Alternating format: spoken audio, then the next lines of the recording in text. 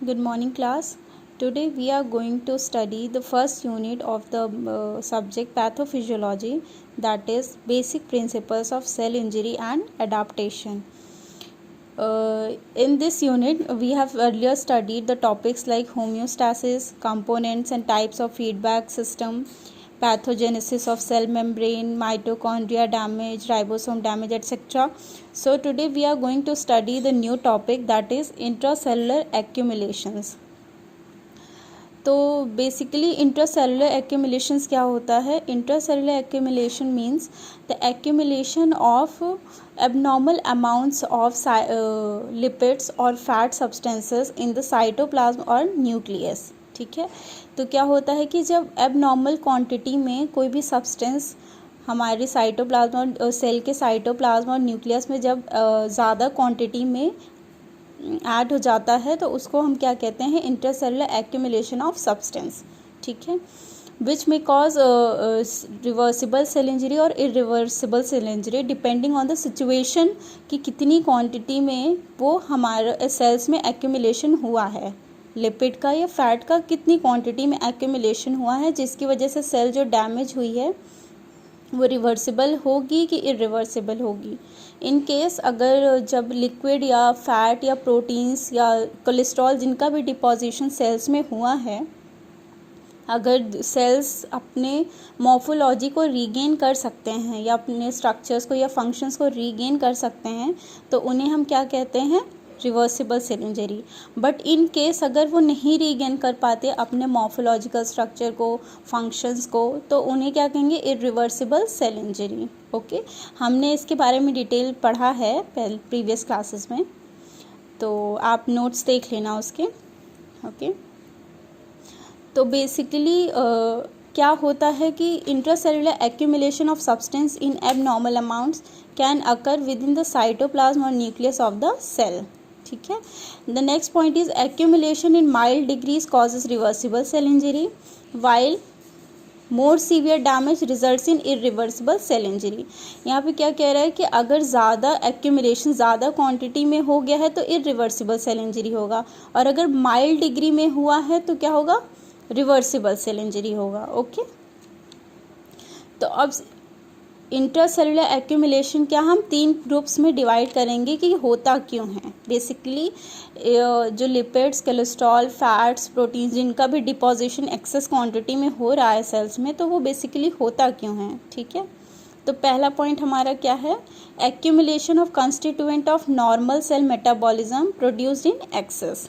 मतलब जब हमारी बॉडी में एक्सेस क्वांटिटी में लिपिड्स या फिर कोलेस्ट्रॉल जो भी सब्सटेंसेज है वो ज़्यादा क्वांटिटी में प्रोड्यूस हैं और उनका मेटाबॉलिज्म ना हो, बॉडी में यूज़ ना हो ज़्यादा, है ना. तो जैसे कि आपको लिपिड्स का एक्यूमुलेशन हो गया आपका, तो क्या फैटी चेंजेस होंगे, है ना. कोलेस्ट्रॉल डिपोजिशन होना, प्रोटीन का डिपोजिशन होना, कार्बोहाइड्रेट का डिपोजिशन होना. ठीक है, and the next point is accumulation of abnormal substances produced as a result of abnormal metabolism due to lack of some enzymes. अब ये क्यों होता है abnormal accumulation? जब कभी enzymes जो है अपनी एक्टिविटी प्रॉपरली नहीं करते हैं, वो कन्वर्शन प्रोसेस नहीं करते हैं, या फिर जो उनका कैटालिटिक प्रॉपर्टी है वो नहीं शो करते हैं, तो क्या होता है कि सब्सटेंसेस का एक्यूमुलेशन हो जाता है ना.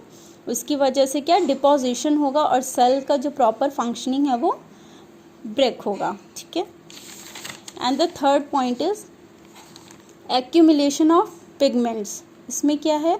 Endogenous pigments under special substances and exogenous pigments due to lack of enzymatic mechanism to degrade the substance और transport them to other side. Endogenous pigments का क्या मतलब है कि विद इन द सेल्स के अंदर जो है, जैसे आपके बिलिरुबिन पिगमेंट्स हो गया. ठीक है, एंड एक्सोजीनस सब्सटेंस मतलब आउटसाइड द टिश्यू. ठीक है, due to lack of enzymatic mechanism to degrade the substance, और जब एंजाइमेटिक एक्टिविटी शो नहीं करता है ना, डिग्रेडेशन नहीं करेगा किसी प्रोडक्ट का, तो उनका एक्यूमुलेशन ही होगा और वो किसी और जगह पे उस ट्रांसपोर्टेशन प्रोसेस नहीं कैरी आउट कर रहा है तो भी एक्यूमुलेशन होगा. ठीक है, तो क्या होगा? Accumulation of pigments. ठीक है, Now we will individually talk about the specifically like fatty changes, cholesterol deposition, protein deposition. Okay, so the first topic is fatty changes. Fatty changes क्यों होते हैं बॉडी में, ठीक है, लीवर में क्यों फैटी चेंजेस होते हैं. तो क्या है हमारा फर्स्ट पॉइंट, क्या है, accumulation of neutral fat within parenchymal cells. मतलब कि जो फैट का डिपोजिशन कहाँ पे हो जाता है, पेरेन्काइमल सेल्स में, ठीक है. अब क्या है next point is deposit is in the cytosol and represent an absolute increase in intracellular lipids. अब कहाँ पे साइटोसॉल में डिपोजिशन हो जा रहा है, जिसकी वजह से क्या है, increase in intracellular lipids. Lipid intracellular में लिपिड्स में इन्हांस कर रहा है, ठीक है. Third point is common in liver but may occur in other non fatty tissues like heart, skeletal muscles, kidneys and other organs. मतलब कि ये लीवर में तो फैट का डिपोजिशन हो ही रहा है ना, मेन फंक्शन तो यही हो रहा है लीवर में ही, बट क्या कि और सब जगह पे भी बॉडी के किन किन पार्ट्स में हो सकता है फैटी टिश्यूज़, कहाँ पे हो सकते हैं, हार्ट में हो सकता है, स्केलेटल मसल्स में हो सकता है, किडनीज में हो सकता है, ठीक है, एंड अदर ऑर्गन्स, ठीक है. अब रीजंस हमारे क्या क्या है कि फैटी चेंजेस होते क्यों हैं बॉडी में, है ना. फैटी चेंजेस होने के रीजंस क्या क्या हैं, कॉजेज क्या क्या हैं. So the first cause is conditions with access fat exceeding the capacity of liver to metabolize it due to obesity, diabetes mellitus, congenital hyperlipidemia. ठीक है, कब होते हैं फैटी चेंजेस, जब कंडीशंस के एक्सेस फैट हो जाता है बॉडी में, ठीक है. Exceeding the capacity of liver, तो लीवर क्या है, जो फैट है उसका मेटाबॉलिज्म नहीं कर पाता है जब एक्सेस अमाउंट में फैट का डिपोजिशन हो गया, ठीक है. तो और ये फैट का डिपोजिशन क्यों होता है, ओबेसिटी, जैसे आप समझ लो मोटापा हो गया, डायबिटीज़ मेलिटस हो गया, डायबिटिक पेशेंट हैं, ठीक है. कॉन्जेनाइटल हाइपरलिपिडीमिया, मतलब आपका लिपिडेमिक एक्टिविटी बढ़ गई है, ठीक है. तो ये सारे पॉइंट्स हैं जिसकी वजह से, फर्स्ट पॉइंट क्या है, जो रीजंस हैं जिसकी वजह से एक्सेस फैट डिपोजिशन हो जाता है, जिसकी वजह से क्या फैटी चेंजेस होते हैं, ठीक. So the next point is liver cell damage when fat cannot be metabolized in it due to alcoholic liver disease, starvation, protein malnutrition, chronic illness, hypoxia and drug induced cell injury. मतलब liver cell damage क्यों होता है, जब क्या होता है, when fat can not be metabolize, जब fat का मेटाबॉलिज्म नहीं हो पा रहा है ना. In it due to alcoholic liver disease की वजह से नहीं हो पा रहा है. स्टार्वेशन यानी कि डिफिशिएंसी ऑफ न्यूट्रिएंट्स, है ना. और किसकी वजह से हो रहा है, हाइपोक्सिया मीन्स ऑक्सीजन की कमी, है ना. ड्रग इंड्यूस सेल इंजरी, इन सारे रीजंस की वजह से क्या है, लीवर सेल डैमेज होता है, ठीक है.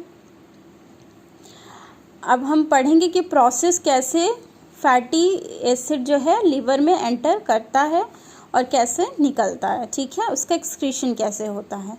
तो फ्री फैटी एसिड जो है हम कहाँ से मिलता है बॉडी में, डाइट से मिलेगा या तो, है ना, जो हम डाइट लेते हैं, जो फूड लेते हैं उससे हमें फ्री फैटी एसिड मिलेगा बॉडी में. और ये क्या है कि एडिपोज टिश्यू जो हमारी बॉडी में है उनका डिपोजिशन होगा ड्यू टू स्टारवेशन, ठीक है, तो वो फ्री फैटी एसिड में कन्वर्ट होगा, ठीक है. ये पहला प्रोसेस है. सेकेंड प्रोसेस क्या, अब फ्री फैटी एसिड जो हमें बॉडी में मिला है खाने से, वो अब एंटर किया लीवर में फ्री फैटी एसिड के फॉर्म में, ठीक है. फ्री फैटी एसिड क्या है, एसीटेट से भी लीवर में बनता है. एसीटेट जो लिवर में प्रेजेंट होता है उससे भी फ्री फैटी एसिड बनता है, ठीक है. अब फ्री फैटी एसिड क्या है, ट्राइग्लिसराइड में कन्वर्ट होता है in the presence of alpha glycerophosphate. ये प्रोसेस क्या कहलाता है, ईस्टरिफिकेशन, ठीक है. फ्री फैटी एसिड जो कन्वर्ट होता है ट्राइग्लिसराइड में in the presence of alpha glycerophosphate and this process is called as ईस्टरिफिकेशन, ठीक है. And now the triglyceride converts into lipoprotein in the presence of apoprotein. Okay, apoprotein conversion करता है lipoprotein में triglycerides को, ठीक है. And after conversion of triglycerides into lipoproteins get excreted from liver, ठीक है. After conversion of triglyceride into lipoproteins, the lipoproteins are excreted from the liver, Okay, so basically these are the six simple steps, six, that is carried out in the liver. So the first step is free fatty acid का body में enter करना, then free fatty acid का triglyceride में conversion करना in the presence of alpha glycerophosphate, and then triglyceride is converted into lipoprotein, and then lipoprotein is excreted out from the liver. Okay, अब morphological changes क्या क्या होते हैं liver में due to this fatty changes. अब morphological changes क्या क्या हुए हैं? हाइपरट्रॉफी मतलब इनलार्जमेंट ऑफ लीवर, लीवर का बड़ा हो जाना. ठीक है, अब लीवर का बड़ा हो जाना ये हमें मॉर्फोलॉजिकल चेंज दिखता है लीवर में. ठीक है, अगर फैटी लीवर है तो क्या चेंज दिखेगा कि इनलार्जमेंट ऑफ लीवर होगा. और क्या होगा? डार्क ब्राउन कलर जो पहले होता है वो पेल येलो दिखेगा और सॉफ्ट और ग्रीसी दिखेगा. ठीक है, और अगर माइक्रोस्कोपिक व्यू उसका देखेंगे तो क्या है? Vacuoles around the nucleus, nucleus के अराउंड बहुत ढेर सारे वैक्यूल्स दिखेंगे. ठीक है, और लास्ट स्टेज क्या होगा कि सेल्स रप्चर हो जाएंगे. ठीक है, सो these are the topics that are included in intracellular accumulation, and we have studied specifically the topic fatty change. Okay, so in next class we will discuss about the cholesterol deposition, lipid protein deposition. Okay.